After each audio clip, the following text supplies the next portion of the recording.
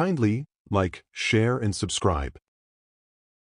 I am an avid collector of old Pokemon games. I even collect bootleg games like Pokemon Diamond and Jade, Chaos Black, etc. It's amazing how often you can find these games being sold secondhand at pawnshops, Goodwill, flea markets, and such. They're generally fun, even if they are unplayable, which they often are. The mistranslations and poor quality make them unintentionally humorous. I've been able to find most of the ones that I've played online, but there's one that I haven't seen any mention of. I bought it at a flea market about 5 years ago.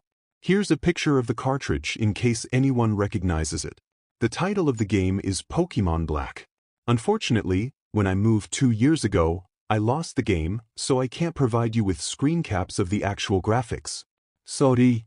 The game started with the familiar Nidorino and Gengar intro of Red and Blue version. However, the press start screen had been altered. Red was there, but the Pokemon did not cycle through.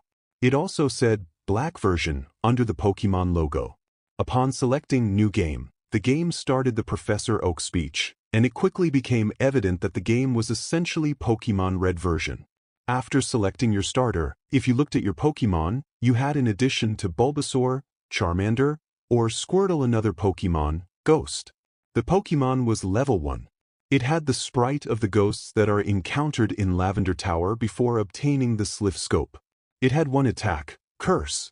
I know that there is a real move named Curse, but the attack did not exist in Generation 1, so it appears it was hacked in. Defending Pokemon were unable to attack Ghost. It would only say they were too scared to move. When the move, Curse, was used in battle, the screen would cut to black. The cry of the defending Pokemon would be heard, but it was distorted, played at a much lower pitch than normal. The battle screen would then reappear, and the defending Pokemon would be gone. If used in a battle against a trainer, when the Pokeballs representing their Pokemon would appear in the corner, they would have one fewer Pokeball. The implication was that the Pokemon died. What's even stranger is that after defeating a trainer and seeing Red receive $200 for winning, the battle commands would appear again. If you selected Run, the battle would end as it normally does. You could also select Curse.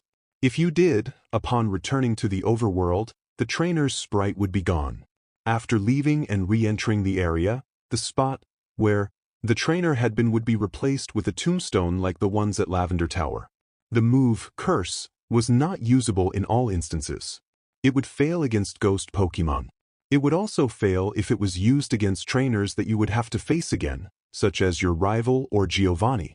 It was usable in your final battle against them, however. I figured this was the gimmick of the game, allowing you to use the previously uncapturable ghosts. And because Curse made the game so easy, I essentially used it throughout the whole adventure. The game changed quite a bit after defeating the Elite Four. After viewing the Hall of Fame, which consisted of Ghost and a couple of Pokemon I used for HMS, the screen cut to black. A box appeared with the words, "Many years later." It then cut to Lavender Tower.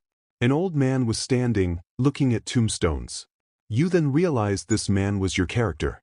The man moved at only half of your normal walking speed.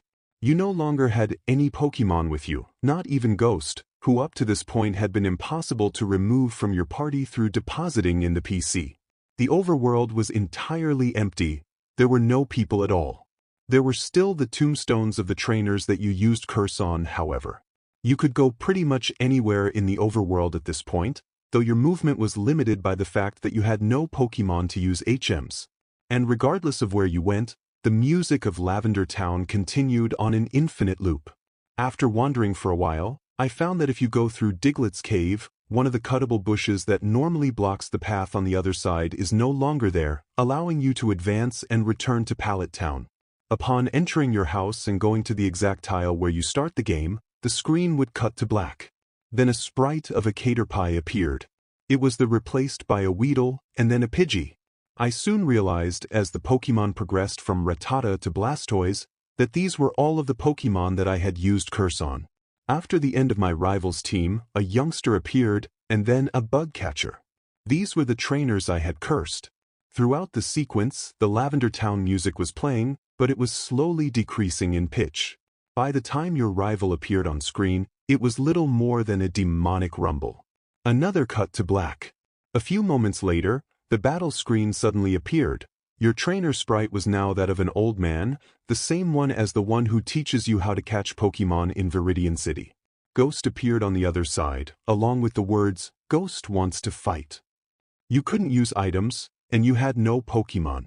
If you tried to run, you couldn't escape. The only option was fight. Using fight would immediately cause you to use struggle, which didn't affect Ghost but did chip off a bit of your own HP. When it was Ghost's turn to attack, it would simply say. Eventually, when your HP reached a critical point, Ghost would finally use Curse. The screen cut to black a final time. Regardless of the buttons you pressed, you were permanently stuck in this black screen. At this point, the only thing you could do was turn the Game Boy off. When you played again, New Game was the only option. The game had erased the file.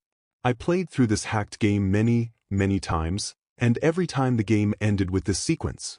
Several times I didn't use Ghost at all, though he was impossible to remove from the party. In these cases, it did not show any Pokemon or trainers and simply cut to the climactic battle with Ghost. I'm not sure what the motives were behind the creator of this hack. It wasn't widely distributed, so it was presumably not for monetary gain. It was very well done for a bootleg. It seems he was trying to convey a message, though it seems I am the sole receiver of this message. I'm not entirely sure what it was. The inevitability of death? The pointlessness of it? Perhaps he was simply trying to morbidly inject death and darkness into a children's game. Regardless, this children's game has made me think, and it has made me cry.